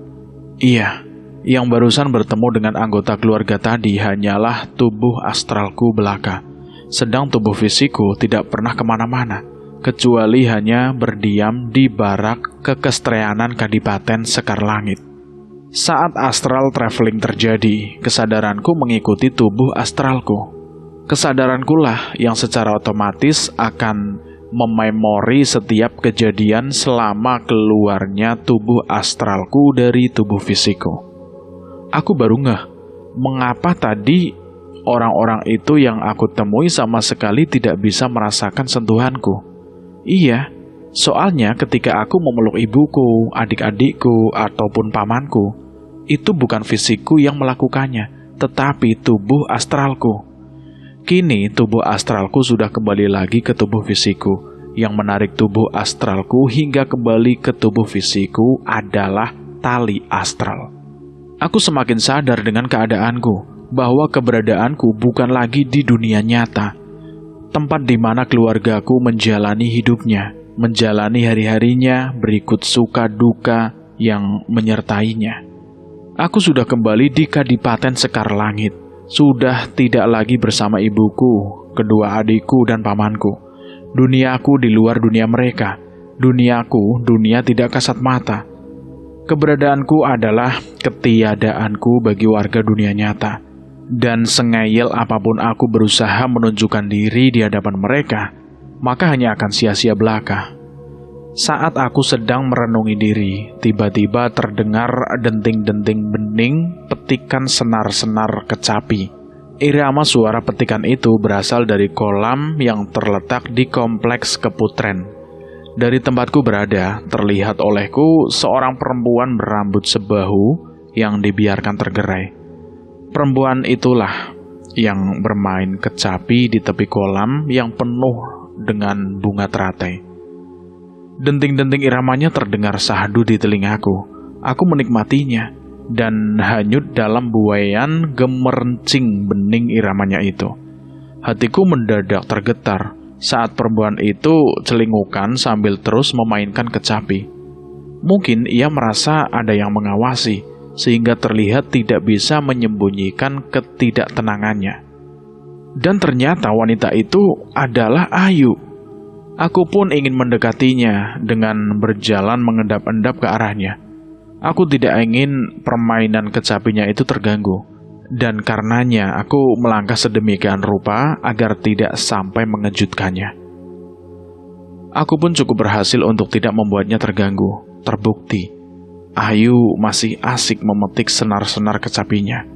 Ketika aku sudah dekat sekali dengannya, aku berdiri sekitar 2 meter di belakangnya. Saking asiknya bermain kecapi, Ayu tidak menyadari kehadiranku. Irama instrumentalia mengalun lembut dan syahdu.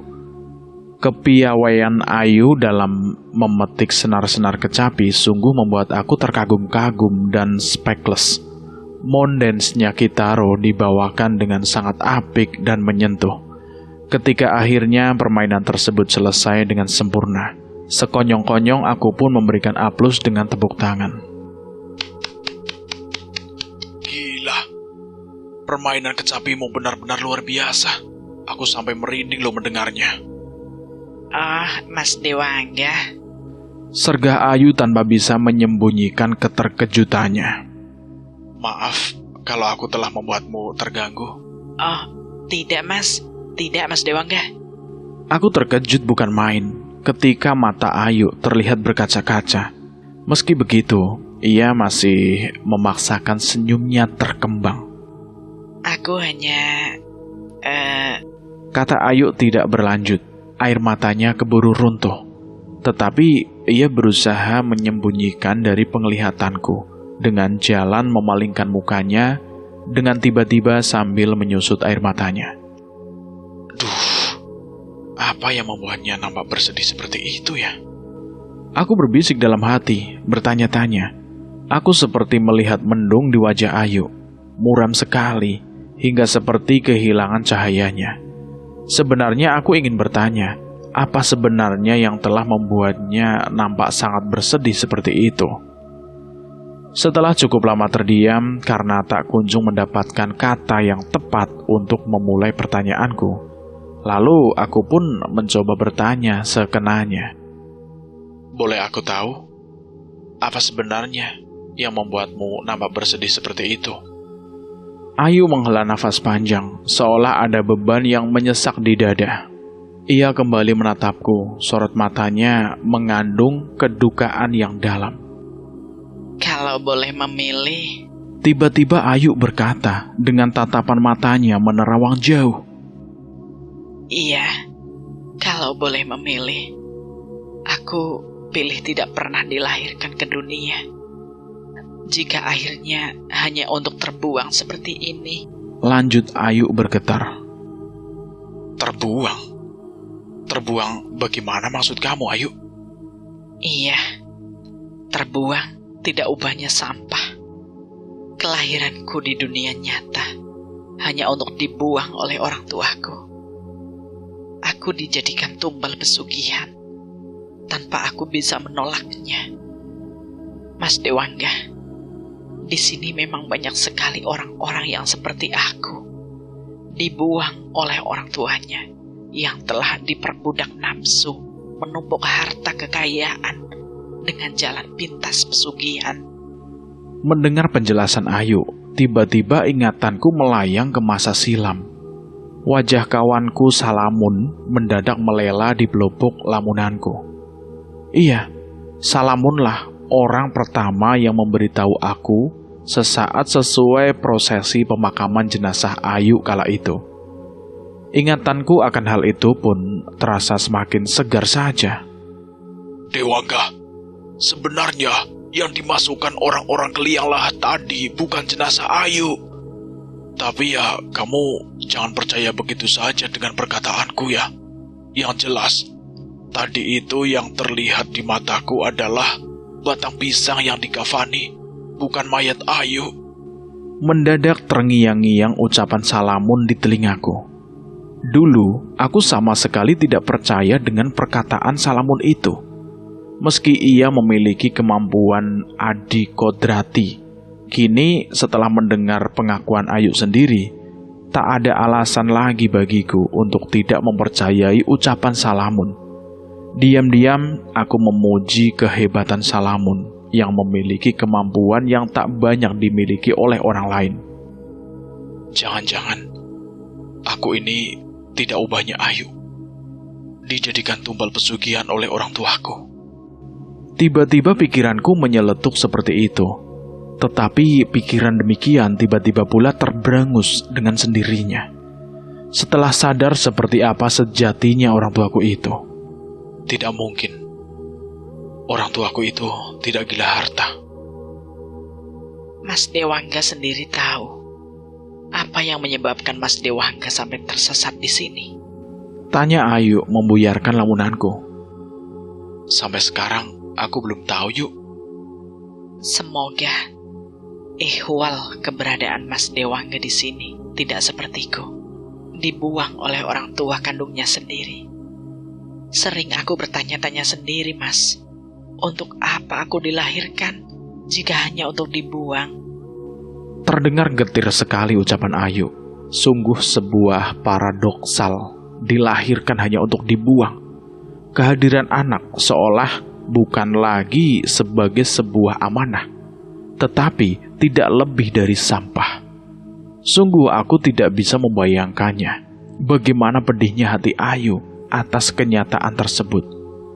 Tiba-tiba saja aku ingin menghibur Ayu, setidaknya membuat Ayu lupa sejenak atas kepedihan hatinya. Ayu, aku sendiri masih bingung dengan diriku ini. Aku tidak tahu bagaimana hal ihwal hingga aku berada di sini.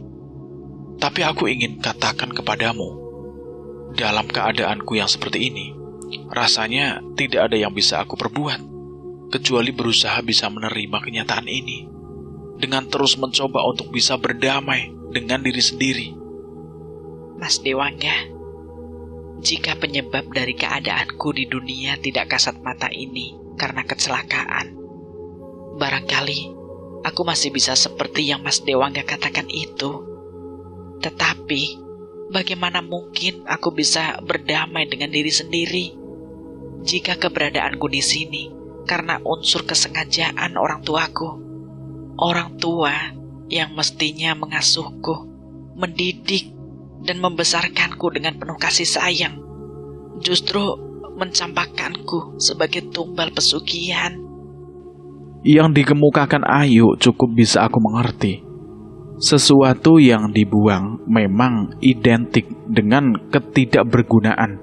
Barangkali ketersiaan itulah yang dirasakan Ayu, hingga sulit sekali rasanya bagi Ayu untuk menerima kenyataan itu.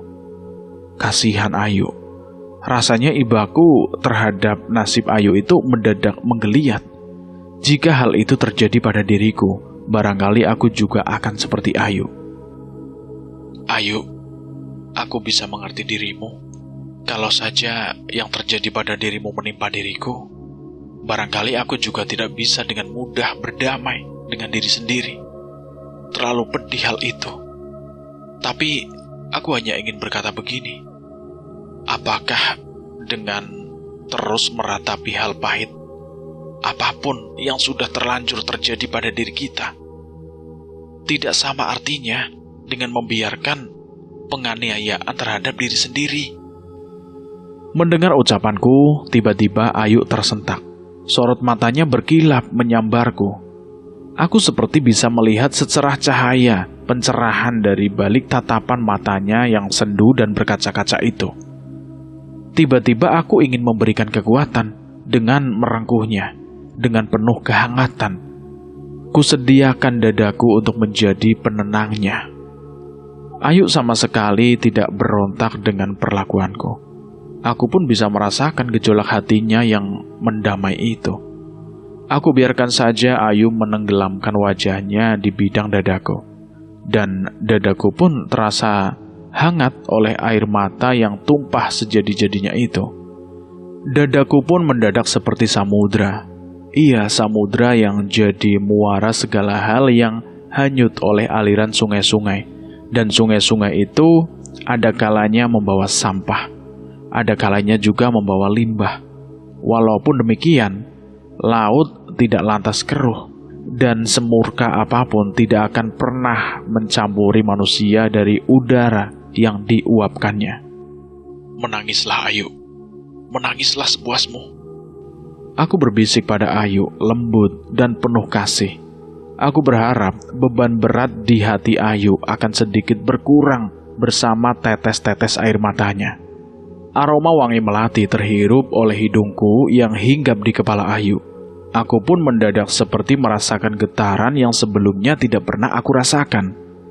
Sejak peristiwa itu, aku hampir sering berduaan dengan Ayu. Hampir semua punggawa Kadipaten Sekar Langit mengetahui keberduaan kami. Banyak di antara mereka yang mengira kami sedang menjalin kisah kasih. Kanjeng Adipati Suryo pun sempat menanyakan hubunganku dengan perempuan malang itu.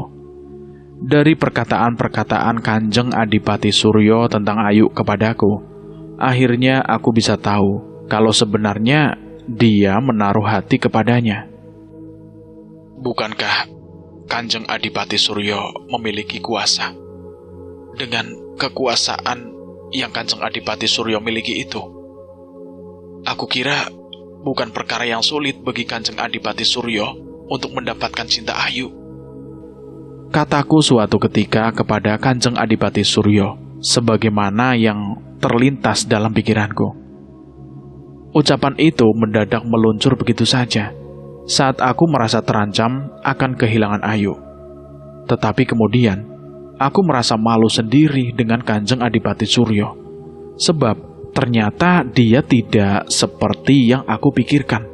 Justru mataku seperti dibukakan lebar-lebar oleh kebijaksanaan sebagai panutan dan sesembahan rakyat Kadipaten Sekar Langit.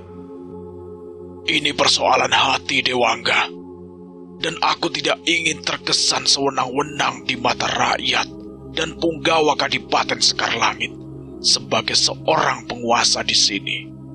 Aku telah terlanjur bersumpah, kekuasaanku bukan untuk mendapatkan segala hal yang aku inginkan, kecuali untuk memberi segala hal yang menjadi keinginan rakyatku dan para punggawa Kadipaten ini. Tegas sekali Kanjeng Adipati Suryo mengemukakan hal itu kepadaku, hingga aku dibuatnya malu sendiri karena telah berpikir yang bukan-bukan. Maafkan aku, Kanjeng Adipati Suryo. Sungguh maafkan aku, karena telah berpikir yang bukan-bukan terhadap Kanjeng Adipati.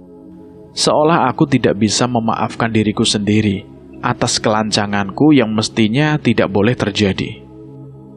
Aku senang dengan kejujuranmu, Dewangga, kata Kanjeng Adipati Suryo kepadaku sambil tersenyum. Sudah, lupakan saja. Bagaimana mungkin aku bisa melupakannya? Jika karenanya aku merasa terancam kehilangan. Kehilangan apa? Bisik hatiku tiba-tiba, seolah hendak menertawakan pikiranku sendiri. Kehilangan itu hanya terjadi atas sesuatu yang telah dimiliki. Mendadak aku merasa gembang atas realitas sebenarnya. Ayu, toh bukan milikku. Mengapa aku mesti takut kehilangan? Agaknya ketakutanlah yang membuat aku tidak kontrol atas ucapan-ucapanku kepada Kanjeng Adipati Suryo. Saat berhadap-hadapan dengannya, pikiranku tiba-tiba mengatakan kalau dia bisa berbuat apa saja dengan kekuasaannya, sedang aku hanyalah seorang yang menjadi alatnya untuk berkuasa. Aku hanya bisa menunduk, tatapan mataku jauh luruh ke lantai. Tiba-tiba aku seperti kehilangan keberanian. Sekalipun hanya sekedar memandang Kanjeng Adipati Suryo yang duduk di atas singgasana tahta, lamunanku mendadak buyar bersama dengan sebuah tepukan pada pundakku. Secara refleks, aku pun mengangkat wajahku, dan terlihat olehku Kanjeng Adipati Surya yang tiba-tiba sudah berdiri di hadapanku. Melihatku terkejut oleh keberadaannya yang tiba-tiba sudah berdiri di hadapanku. Senyumnya pun terkembang. Dewangga, sama seperti di dunia nyata, di sini pun juga ada norma yang kalau dilanggar ada sanksinya, kata Kanjeng Adipati Suryo. Aku tidak mengerti arah pembicaraannya.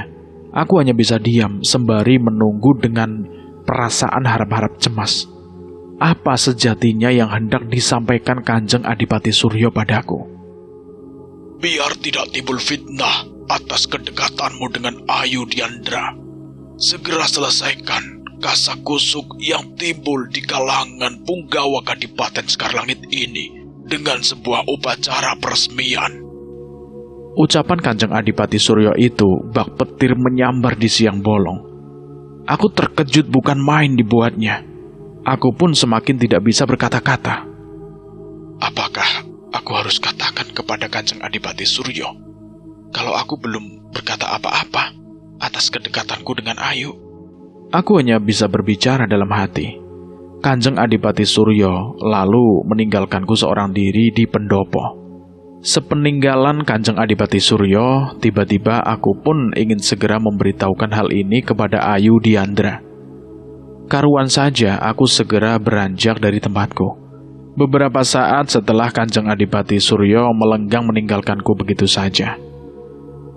Tiada perasaan yang lebih membahagiakan kecuali cinta yang disambut. Seperti seorang musafir yang berjalan di padang tandus. Kemudian berlarilah dia karena melihat sebuah oase yang menjanjikan penawar dahaga. Cinta yang bersambut membuat aku seperti seekor ikan yang berenang ke sana kemari dengan sangat tenangnya, sekalipun di tengah badai, dan ia serasa mendengar risau burung camar dan menyanyikan kerinduannya akan laut tenang. Cinta yang bersambut sungguh menenteramkan hati. Begitulah suasana hatiku saat Ayu menerima pernyataan cintaku dengan penuh sukacita. Kami pun kemudian menghadap Kanjeng Adipati Suryo untuk memohon restu. Sesembahan Kadipaten Sekarlangit itu pun tersentak. Ketika pertama kali mendengarnya, sejurus ia memandangi Ayu dengan sorot mata yang menyiratkan keputusasaan dan padamnya sebuah harapan.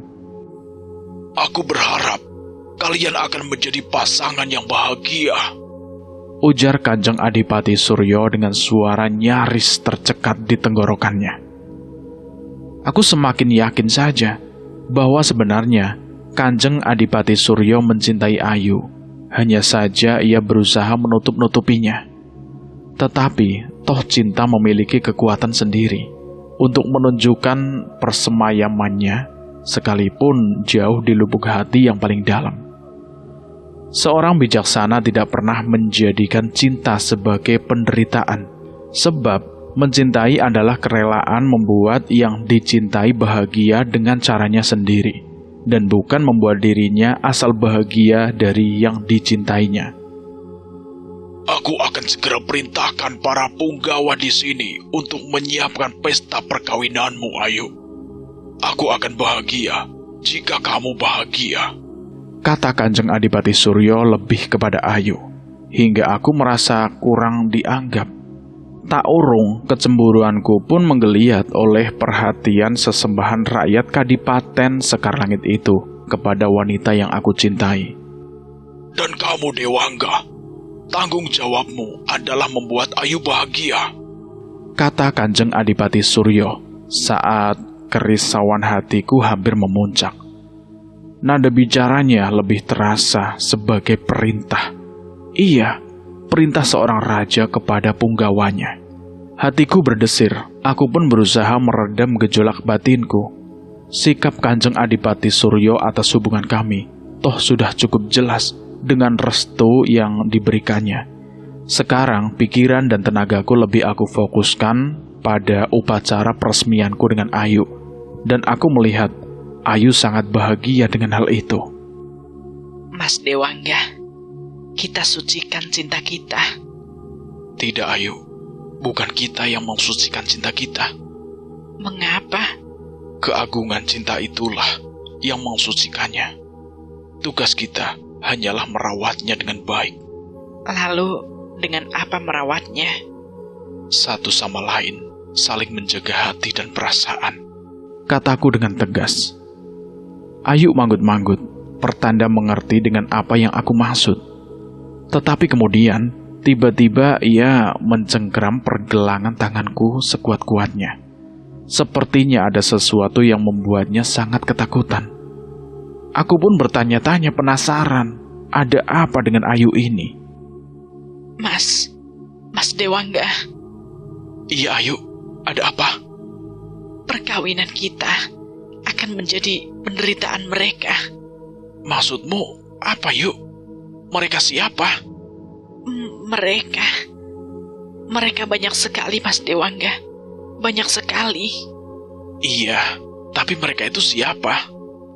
Yang jelas, mereka bukan warga sini. Lalu siapa? Penduduk alam nyata Mas Dewangga. Mungkin di antara mereka ada keluarga kita.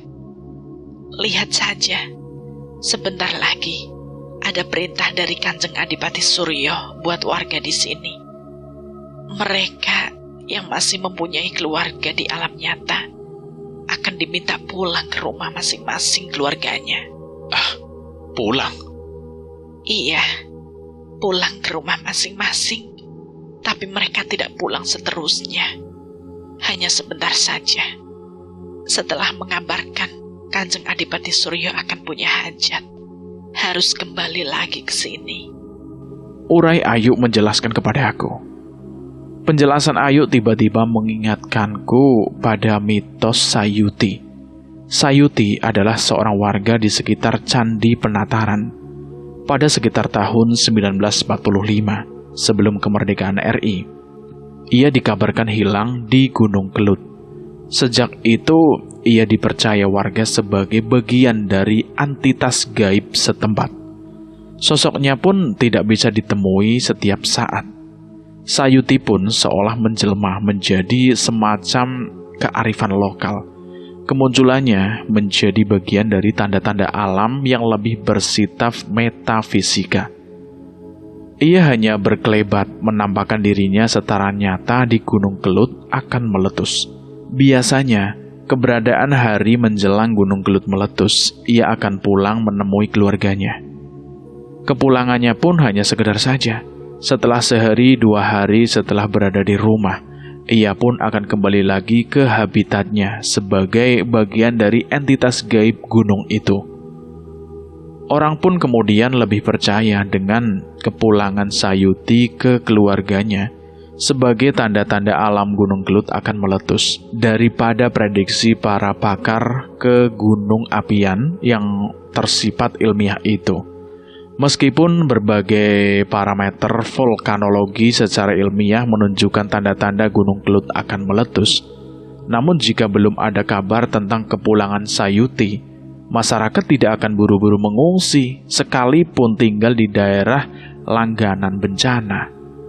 Kepulangan Sayuti kepada keluarganya itu semata-mata hanya untuk mengabarkan kalau sebentar lagi akan ada hajat besar dan keluarganya diminta untuk berhati-hati. Kabar tersebut oleh keluarga Sayuti akan diteruskan kepada para tetangganya, sebelum akhirnya meluas dari mulut ke mulut. Masyarakat pun seolah paham bahwa yang dimaksud hajat besar itu adalah letusan Gunung Kelut.